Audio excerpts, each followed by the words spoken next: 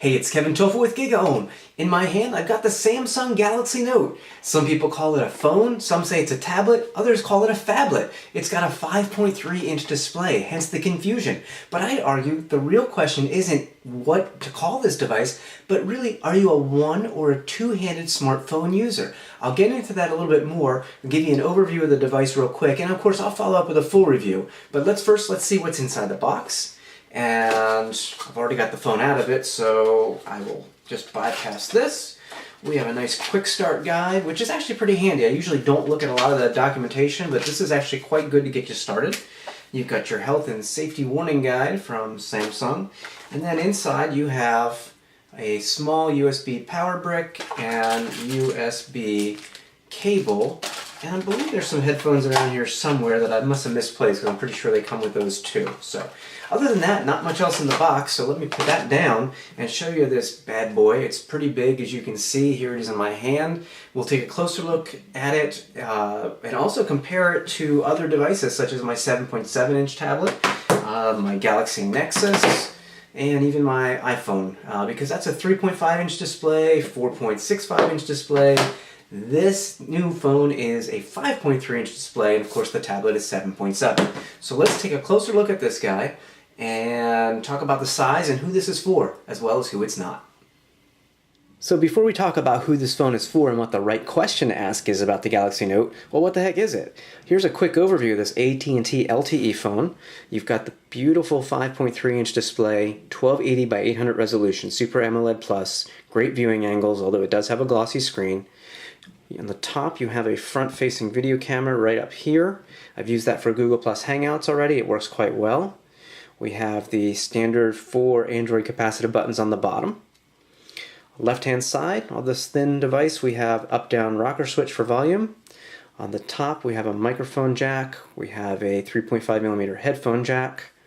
And on the right-hand side all we have is the power awake button. So you just hold that right there. Oops, hold that right there to power it off, turn it on, wake it up.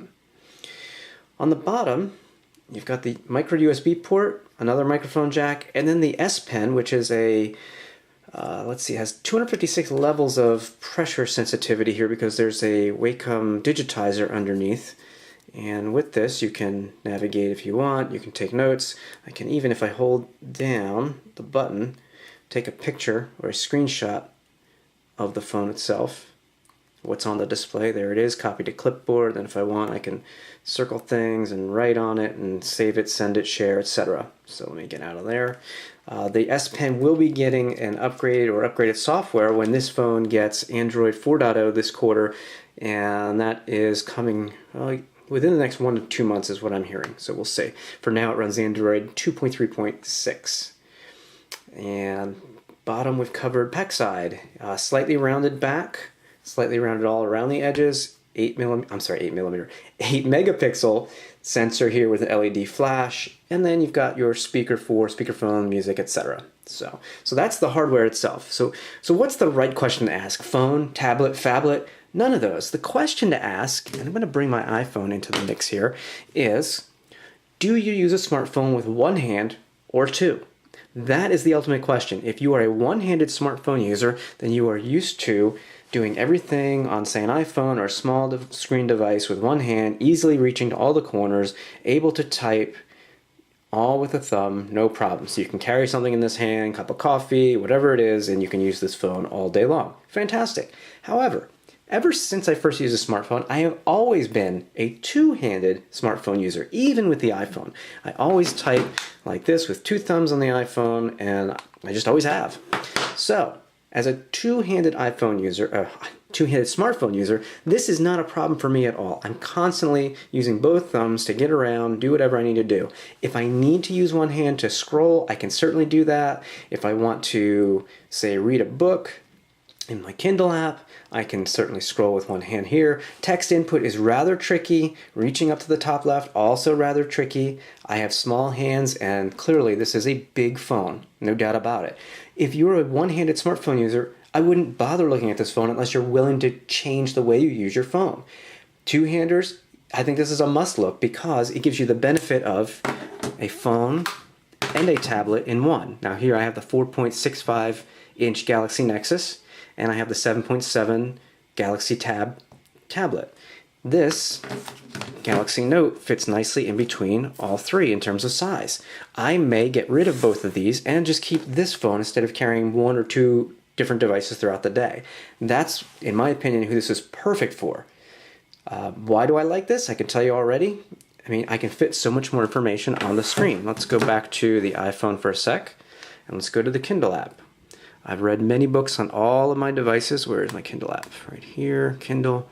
This is the same book. I'm not on the same page. I haven't synced, but you can see I'm probably able to read twice as much text on here than I am here. The same goes for websites. Let's go to web page. I don't want to go to support. Let's go to gigaohm.com there. I'll do the same thing here. I'm already here actually. And here I can read more articles. I have more scrolling here. I don't have to zoom in to read the text here, although I can, obviously. It's very crisp and clear. Works in landscape, of course. It's more like a small tablet at this point for me. 2 hands, tablet. So, again, one-handed user, this is great. I can see why you wouldn't want this. Two-handed user, I think you need to look at this. And, maybe it's an upgrade from something this size. I'm not saying one is better than the other. I'll do a review of the phone, of course. But in any case, that's really what it comes down to me. If you want a two-handed experience and you don't mind that, this is fantastic in terms of form factor. So for now, I'm going to call it quits and just say that I'll have a full review of the Galaxy Note on AT&T's LTE network soon. I just wanted to point out one key difference in trying to determine if this is a phone for you or not, what this can take the place of, a tablet, a phone, both. There's lots of options here. This is a unique new form factor, I think, for the market. And it's interesting because at CES, I had this for about 10-15 minutes, and I did not like how wide it felt in my hand. And when I first received the review unit, I still didn't. And that's because I'm used to a Galaxy Nexus, not quite as wide, and certainly not as big of a screen. However, just like it took me 2 or 3 days to get used to the iPhone's keyboard, which I think most people really did get used to it over time. They didn't just magically get used to that software keyboard in the first day. A lot of people had to be comfortable with it. I think there's a learning curve here that all of a sudden, after a day or two of using this doesn't feel that big to me, and this absolutely feels puny to me. So that's my initial take on the Galaxy Note. Again, don't ask if it's a tablet or a phone or a phablet. Ask yourself if you can use your phone or are willing to use your phone with 2 hands in most cases.